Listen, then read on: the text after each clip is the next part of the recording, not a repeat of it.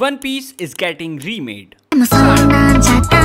ये Netflix anime के बीच में बहुत बोलता है। जंप फेस्टा एक इवेंट है जिसको शुएशा हर साल टोक्यो में ऑर्गेनाइज करता है और यहाँ प्राइमरी फोकस होता है शोनन टाइटल्स पर। और अचानक से आउट ऑफ नोवेयर उसमें वन पीस को लेकर एक बहुत बड़ी अनाउंसमेंट देखने को मिली। वन पीस की ईस्ट ब्लू सागा को द वन पीस नाम से एक नई एनिमे एडेप्टेशन मिल रही है जिसे नेटफ्लिक्स और विट कोलैबोरेशन में बना रहे हैं and the internet is on fire and I am just as shocked as you are. First of all, who asked for this? जो भी कमेंट्स में लिख रहे हैं I did, no you didn't, you are just making that up, you fucking little shit। सी, मैं मानता हूँ कि सभी वन पीस फैंस कॉमनली ये सेंटिमेंट शेयर करते हैं कि कितना अच्छा होता अगर एक well paced and well animated, एक nearly perfect One Piece anime adaptation exist करती। What if a studio like Wit or Madhouse made One Piece? But that was a big what if question। पर अब ये सिर्फ एक what if नहीं है, it is an actual reality। Netflix के पास बहुत पैसा है और OPLA की ग्रैंड सक्सेस के बाद they have all the plans to bank on it and milk One Piece as much as possible। And I know that because मैं खुद वैसा कर रहा हूँ।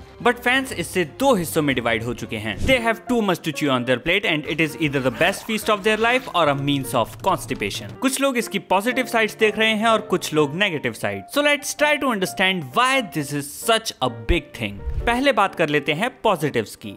इसको विट स्टूडियो बना रहा है। The studio famous for creating amazing shows like Attack on Titan, Ousama ranking, Vinland Saga season 1, Vivy, all with amazing visuals and distinct visual styles. वो जो भी बनाते हैं पूरे पैशन से बनाते हैं, इसलिए उनके शोज से आप बहुत डीपली इमोशनल लेवल पर कनेक्ट कर पाते हो। और अगर वो इसे बनाते हैं तो काफी अच्छे चांसेस हैं कि वो वन पीस की इमोशनल बीट्स और विजुअल एनवायरनमेंट्स को एक अलग लेवल पर अपलिफ्ट करके प्रेजेंट कर पाएंगे। एंड ऑनेस्टली मैं वो चीज देखने के लिए बहुत ज्यादा एक्साइटेड हूँ। One of the biggest complaints जो वन पीस को स्टार्ट करते टाइम काफी लोगों को होती हैं, वो है पेसिंग इश्यूज। इतने सारे एपिसोड्स हैं, स्टार्टिंग आर्क स्लो हैं, कैसे देखें? Well that can be resolved through this adaptation. इसमें सारे filler episodes and stretched scenes को रिमूव किया जा सकता है। ऑल्सो वन पीस शुरू हुआ था 1999 में। ऑफ कोर्स उस टाइम के कंपैरिजन में अब एनिमेशन काफी आगे आ गया है। So this adaptation can provide a whole new perspective with better animation. इसके एडेप्टेशन के साथ नए फैंस को ईस्ट ब्लू कंज्यूम करने के 4 अलग ऑप्शंस मिलेंगे और हो सकता है कि ये एडेप्टेशन काफी नए लोगों को भी वन पीस से इंट्रोड्यूस करे और बाकी पुराने फैंस को भी आइकॉनिक वन पीस मोमेंट्स को नॉस्टैल्जिया के साथ फिर से विटनेस करने का मौका मिलेगा। But that also brings us to a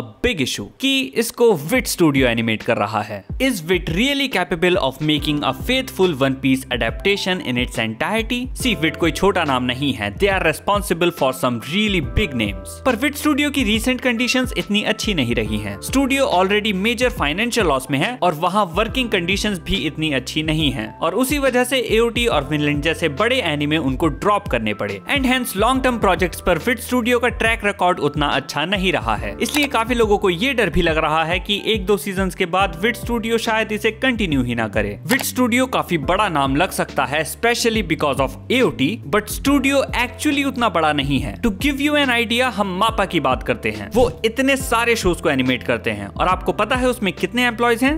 around 360। और उनकी वर्किंग कंडीशंस, वेल उनकी बात नहीं की जाए तो अच्छा है। Compare to that Wit studio में केवल 157 एम्प्लॉयज हैं। करंटली विट स्टूडियो के अंदर 9 सेपरेट एनिमे का प्रोडक्शन चल रहा है, including spy family season 2, great pretender season 2, suicide squad isekai and more. और इसके भी ऊपर से वन पीस जैसे बड़े एनिमे की जिम्मेदारी लेना फैंस को एक अच्छा डिसीजन नहीं लग रहा है। How can they handle this many anime with such small staff? It will only increase the workload of current animators और इसी वजह से स्टूडियो को खुद नए रिक्रूट्स हायर करने पड़ रहे हैं स्पेशली फॉर वन पीस। अब अगर स्टाफ में ऑलरेडी एम्प्लॉयज की कमी थी तो वन पीस जैसे बड़े एनिमे को क्यों पिक किया? But there is a bigger question, do we really need a One Piece remake? देखो, ये फर्स्ट एनिमे नहीं है जिसका रीमेक हो रहा है। पहले भी कुछ एनिमे जैसे Hunter Hunter, full metal alchemist या जोजोस बिजार एडवेंचर को रीमेक किया गया है, बट इन सब एनिमे एडेप्टेशन के पीछे कुछ रीजंस थे। जैसे हंटर हंटर एनिमे अपनी मांगा से कॉट अप हो गया था and fans needed a new and better anime adaptation जिससे हंटर हंटर पॉपुलर हो। पर वन पीस ऑलरेडी इतनी सक्सेसफुल फ्रेंचाइजी है। In fact it is the most popular shonen and best selling manga on the planet. Live action भी ultra successful. तो फिर इस remake की क्या जरूरत है। और ऐसा भी नहीं है कि वन पीस को पहली बार रीमेक किया जा रहा है। टोई एनिमेशन के अंडर भी कुछ वन पीस रीमेक्स बने हैं जिन्हें वन पीस स्पेशल्स की तरह रिलीज किया गया था, but fans still prefer the original series. Similar चीज ड्रैगन बॉल काई के साथ भी हुई थी जो ड्रैगन बॉल जी का रीमेक था, बट फैंस फिर भी ओरिजिनल ही प्रेफर करते हैं। And on the flip side ऐसे ना जाने कितने दूसरे टाइटल्स हैं जिनको कभी फेथफुल एनिमे अडेप्टेशन नहीं मिली, like Berserk and Tokyo Ghoul. Hell I am still waiting for someone to adapt Vagabond. और अगर वन पीस में ही कुछ बनाना था तो किसी डिफरेंट सेटिंग या स्टोरी लाइन पर बना सकते थे। The world itself is huge, you can craft a whole new story in the same world, but उसी स्टोरी को वापस से रीमेक करवाना by such a talented staff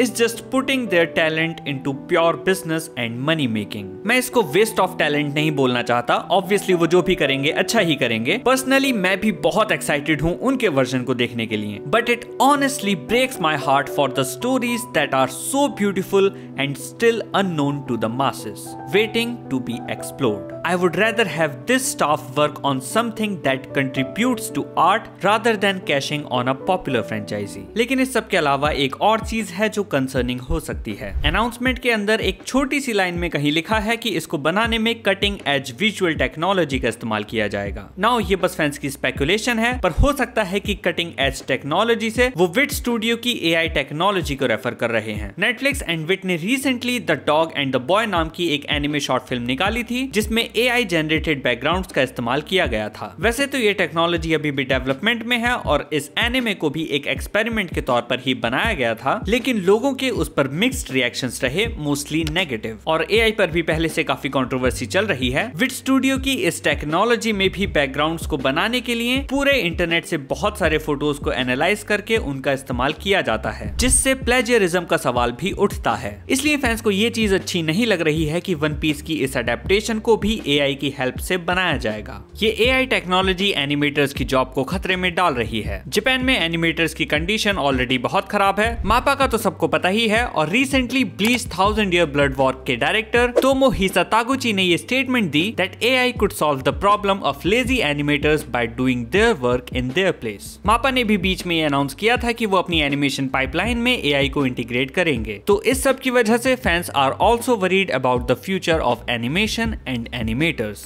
now AI एक रेवोल्यूशनरी टेक्नोलॉजी है और लाइफ के हर एस्पेक्ट में वो धीरे धीरे इंटीग्रेट होगी ही। नई चीजें आती हैं और पुरानी चीजें रिप्लेस होती हैं with something more efficient and better. ये मेरी बात क्यों होने लगी? पर इसके यूज पर रेगुलेशंस लगने और उसको एथिकल रखने की भी उतनी ही जरूरत है, क्योंकि ये अभी भी डेवलपिंग और एक्सपेरिमेंटल स्टेजेस में है। बाकी एक अच्छी वन पीस एनिमे अडेप्टेशन देखने का सपना नहीं रहेगा, चाहे एक ही सीजन क्यों ना हो, but I really want to see what they cook. And that was the video. Please leave a like and subscribe the channel for more such videos. Follow us on Instagram for short fun content. तब तक के लिए मैं चलता हूँ, मिलूंगा अगली video में। Bye bye.